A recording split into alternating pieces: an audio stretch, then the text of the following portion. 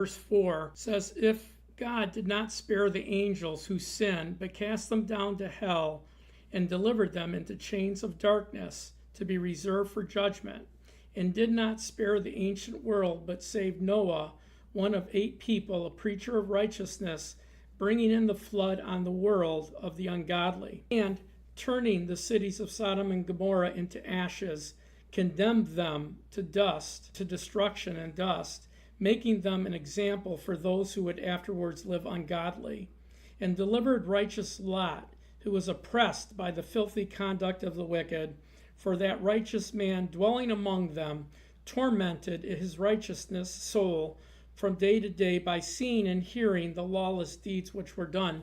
So here we see 2 different examples of sexual perversion and sexual sin. We see that first the angels, during the time of Noah, angels, if you read Genesis 6, it says the sons of God, which are angels in the Old Testament, had sexual relations with the daughters of men, and heroes were born unto them, giants were born unto them. And this got to be such a place of wickedness that God looked at the world and he says it's corrupt. Every thought of man the intent of his heart is continually evil. Violence has filled the land. And so the family structure was destroyed. And therefore, God had to cleanse the earth at that point because the darkness had gotten so great. Now, Noah is a type and a shadow of the return of Jesus.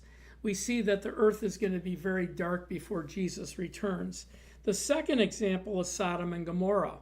Sodom and Gomorrah's sin was homosexuality, was sexual deviation.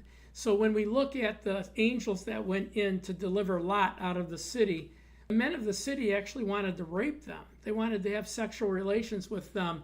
That's how depraved they were at that point. So God came in and destroyed the city of Sodom and Gomorrah. The important thing for us to understand is verse 6.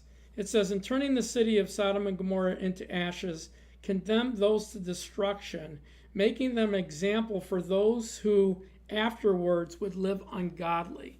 Those that would allow sexual perversion, gay, LGBTQ, and other things that are against the Bible and against God's creative structure of humanity. God intended one man for one woman, and that's marriage. So anything that comes against that, the Bible considers ungodly and will ultimately be reserved for judgment. Anyway, that's our message for today. Please share, follow, like, make a comment. And then also, please pray about becoming a partner with us. If you've joined us on your journey to know God and His Word, I think it's something you should really pray about, is joining us on our journey to support us in what we do and how we do it. Go to our website and become a donor. Just open the giving button, become a reoccurring giver, and give something monthly to help us pay our bills here. Anyway, God bless you.